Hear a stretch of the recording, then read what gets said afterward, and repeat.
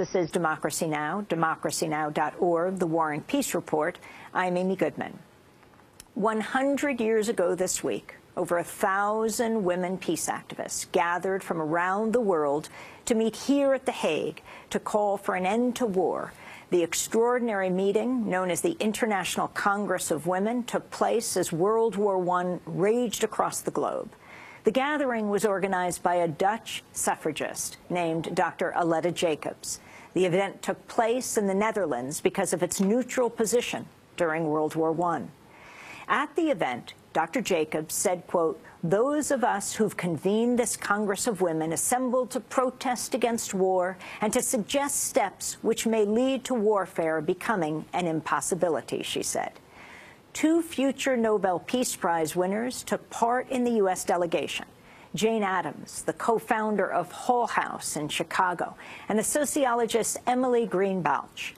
The event marked the formation of the Women's International League for Peace and Freedom, known as WILPF.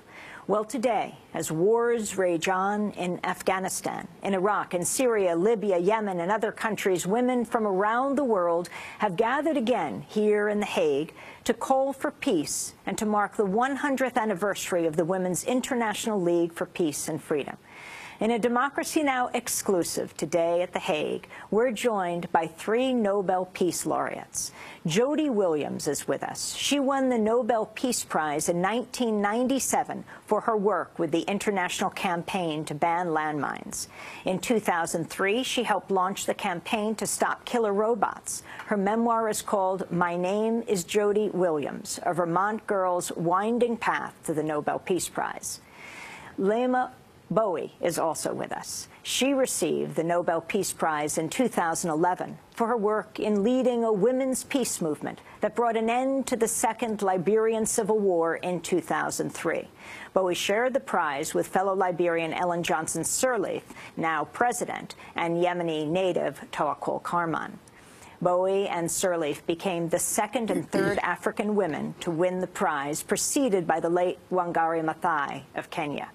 She is the founder and president of Bowie Peace Foundation Africa, based in Liberia. She's the author of the book, Mighty Be Our Powers, How Sisterhood, Prayer, and Sex Changed a Nation at War. And Mairead Maguire is with us. She was awarded the 1976 Nobel Peace Prize at the age of 32 for her actions to help end the deep ethnic and political conflict in her native Northern Ireland. She shared the award with Betty Williams. They helped start Peace People, a movement committed to building a just and peaceful society in Northern Ireland. At the time, Mairead was the youngest recipient of the Peace Prize. She's the author of the book, The Vision of Peace, Faith and Hope in Northern Ireland. Laima, Jody, and Mairead are also part of the Nobel Women's Initiative, which was formed in 2006 to support women's groups around the world in campaigning for justice, peace, and equality. We welcome you all to Democracy Now! Mairead, you may have been the youngest recipient at the time of the Nobel Peace Prize, but you were the first to win the Peace Prize of the 3 of you here. Talk about the significance of this meeting today. Once again, about 1,000 women have gathered here at The Hague. We're broadcasting from the World Forum to take on the issue of war in these very violent times. What does this group, what can groups like this accomplish?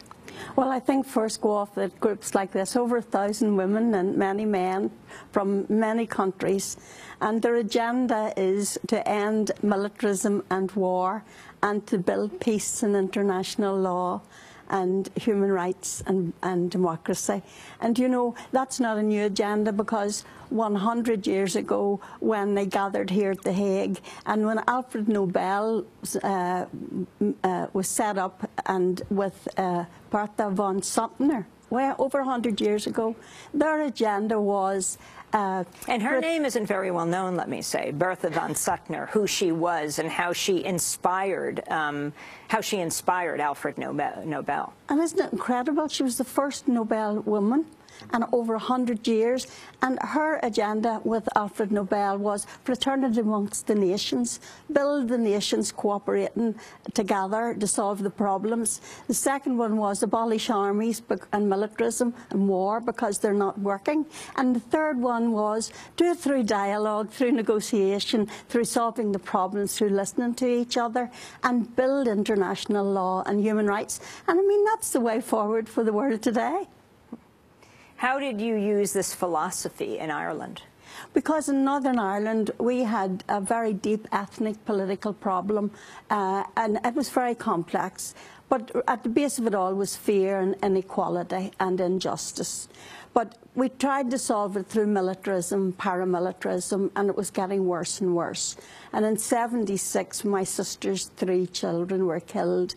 The message that we came out, and how were they killed? They were killed in an awful tragedy between the British Army and an active service unit of the Irish Republican Army.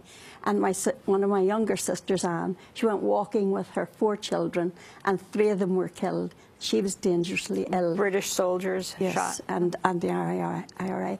She wasn't expected to live, and subsequently died of her injuries. But that brought out people in their thousands with a very simple message: no to violence, yes to peace, yes to dialogue. We can solve our problems without violence and killing each other. And that was a very important message.